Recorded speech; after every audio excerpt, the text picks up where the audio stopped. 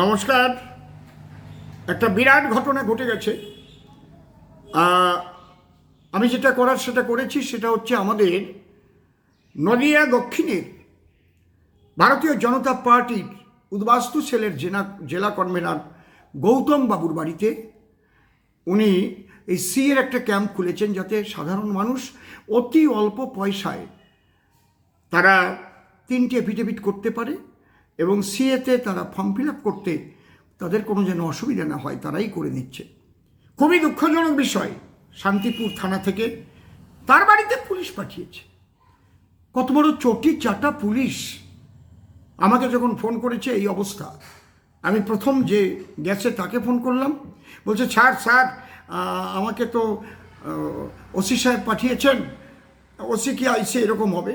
দিন নাম্বার দিন। দেখলাম নাম্বার ঢালিবাবু। নিশ্চয়ই উনিও এই উদ্বাস্তু সম্প্রদায়ের একটি সন্তান। আমি তাকে বললাম, সিএ করছে, ফর্ম ফিল আপ করছে, মানুষকে উপকার করছে, আপনি তার বাড়িতে পুলিশ পাঠালেন কেন? উনি তো থতমত খেয়ে গেছে। বলছে না আমাদের কাছে একটা ইনফরমেশন আছে স্যার, উনি নাকি অনেক টাকা পয়সা নিচ্ছেন। আপনি দেখান কোথায় কার কাছে টাকা নিয়েছে, আপনি তার প্রমাণ দিন। প্রয়োজন হলে শান্তিপুর থানার সামনে আমরা ক্যাম্প করে ক্যাম্প করে মানুষের ফর্ম ফিল আপ করাবো।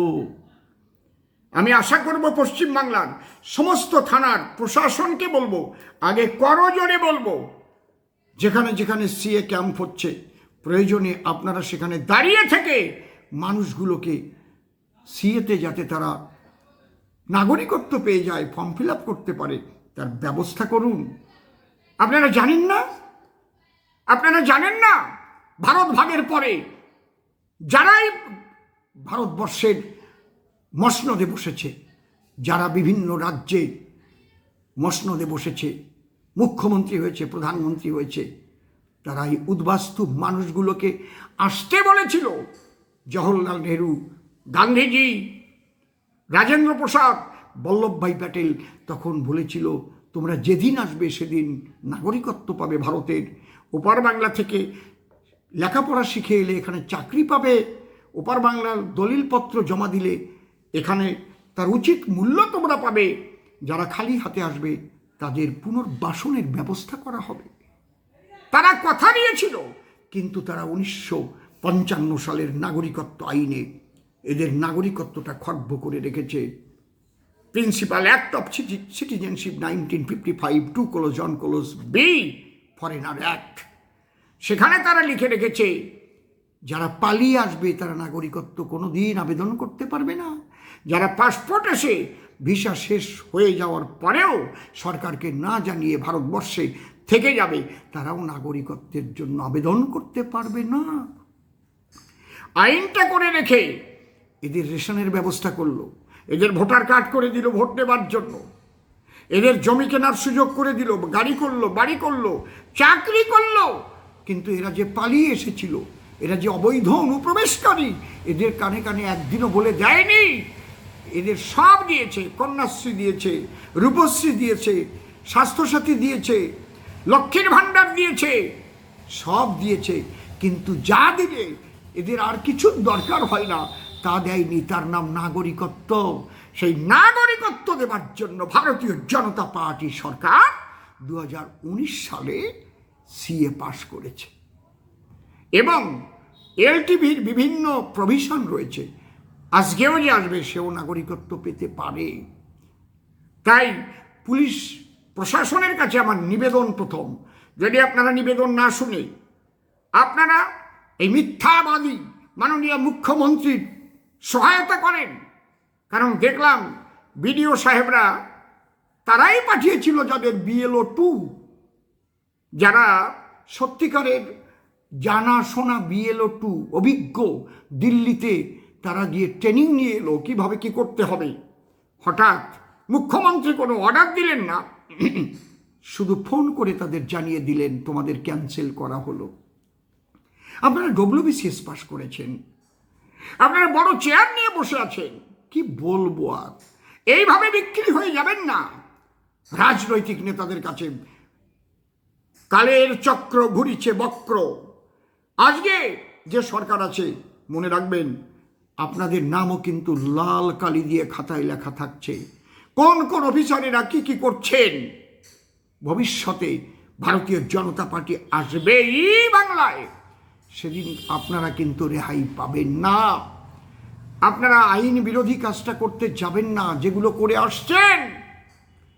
ভোটে পঞ্চায়েতে জয়লাভ করেছে তাদের আপনারা সার্টিফিকেট দেননি, জেলা পরিষদগুলো গুনতে দেননি, পঞ্চায়েত সমিতিতে জিতেছে দেননি সার্টিফিকেট। বিডিও সাহেবরা পঞ্চায়েতের সদস্য জিতেছে, সার্টিফিকেট দেননি আপনারা। প্রচুর রয়েছে, আপনারাও জানেন। নিজের বুকে চোখ বন্ধ করে হাত দিয়ে দেখেন, সত্যি বলছি না মিথ্যা বলছি। মনে রাখবেন, পাপ কিন্তু বাপেরও ছাড়ে না।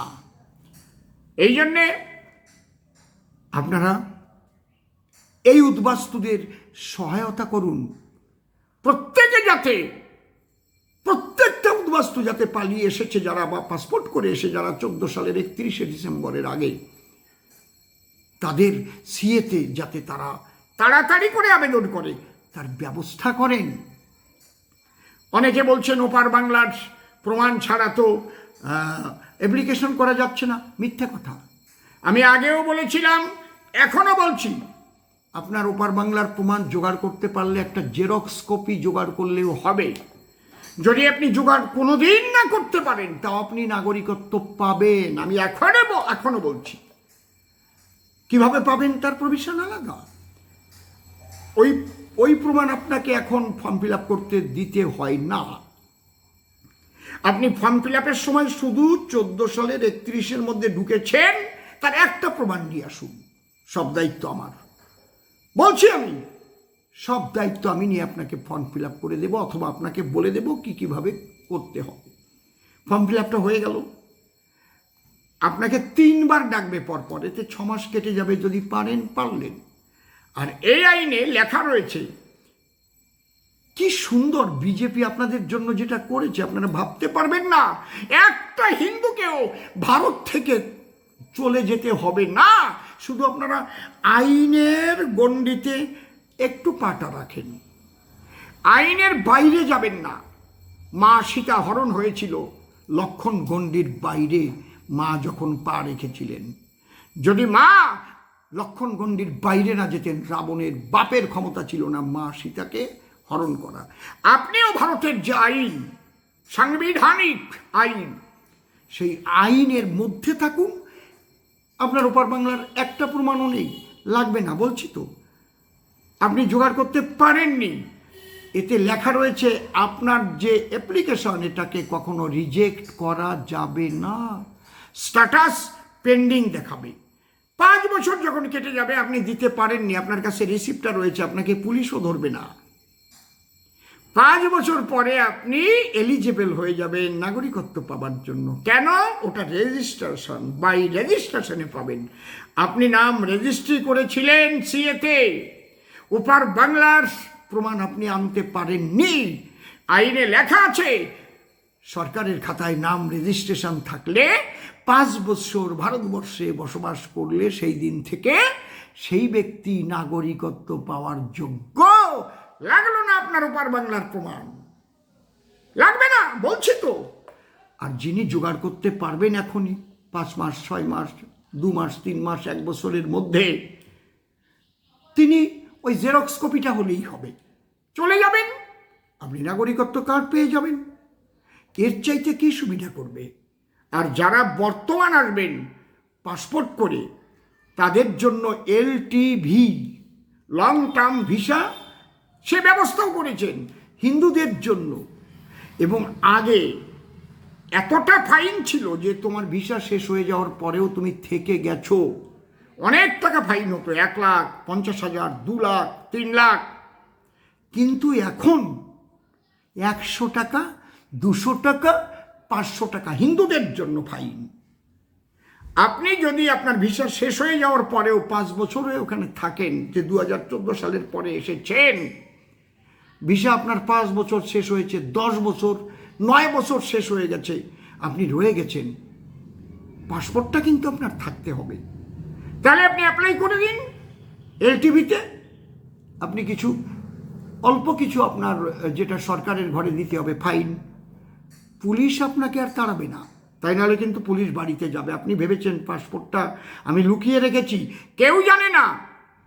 আপনার পাসপোর্টের সমস্ত ডেটা ইমিগ্রেশনে রয়েছে, বর্ডারে স্ক্যান করা হয়েছিল, ওটা কিন্তু প্রত্যেকটা থানায় থানায় পাঠিয়ে দিয়েছে। আমি বারবার বলছি, আপনারা যারা 2014 পরে ভারতে বাংলাদেশের পাসপোর্ট নিয়ে ঢুকেছেন, একজন মানুষও কিন্তু লুকিয়ে থাকতে পারবেন না। পুলিশ যদি আপনার বাড়িতে গিয়ে ধরে তাহলে কিন্তু বিষয়টা হবে আলাদা। আর তার আগে যদি আপনি পাসপোর্টটা নিয়ে এলটিভিতে, আপনার সুযোগ রয়েছে, আবেদনটা করে দেন। পুলিশের বাপের সাধ্য নাই আপনার গায়ে হাত দেওয়া, শুধু হিন্দুদের জন্য, যেহেতু তারা ধর্মীয় অত্যাচারে অত্যাচারিত হয়ে এসেছে। লেখাই রয়েছে এলটিভিতে, কি দাদু ভাই লেখা আছে না? যেহেতু হিন্দুরা তারা ধর্মীয় অত্যাচারে অত্যাচারিত হয়ে বা অত্যাচারের ভয়ে এসেছে, তাই তাদের ছাড় দেওয়া আছে। কারণ আমরা যেটা করেছি, এদেশেও I card, voter card, PAN card করেছি, বাড়ি কিনেছি, আবার বাংলাদেশের পাসপোর্ট নিয়ে 14 সালের পরে যাতায়াত করেছি, এমন মানুষ বহু আছে। আমি করজোড়ে বলছি, আপনারা লক্ষণ গণ্ডির মধ্যে পা রাখেন, আইনের গণ্ডিতে আসুন। আপনার গায়ে হাত দেবার ক্ষমতা নাই বাংলার প্রশাসনের। আপনি আইনের মধ্যে আসেন, বেআইন কাজ করবেন না। নমস্কার। আর একটা কথা জেনে রাখবেন আপনারা, আবার বলছি যে আপনারা যারা ধর্মীয় সার্টিফিকেটটা নেবেন, যার যার হোম ডিস্ট্রিক্ট থেকে নেবেন, যে ডিস্ট্রিক্টে যে বসবাস করেন সেখান থেকে নেবেন। যার যা জানতে ইচ্ছা করে, কোয়ারিজ যার যা জানতে ইচ্ছা করে, আপনি ফোন করে জানতে পারবেন। একটা ফোন নাম্বার বলে দিচ্ছি, 7477646462 আপনারা এই ফোন নাম্বারে ফোন করবেন, বলে দেবে যে আমার অ্যাসিস্ট্যান্ট আছে, আমাকে সবসময় পাবেন না, আমি বিভিন্ন মিটিংয়ে থাকি, বিভিন্ন জায়গায় কাজকর্মে থাকি, আমাকে রাত 10টার পরে ফোন করতে পারেন, আমি বলে দেব। আপনারা সবাই ভালো থাকবেন। জয় হরিচাঁদ, জয় গুরুচাঁদ, জয় জয় সনাতনীদের জয় হোক, জয় ভবা মা বাবা, হরি হরি বল, হরি হরি বল।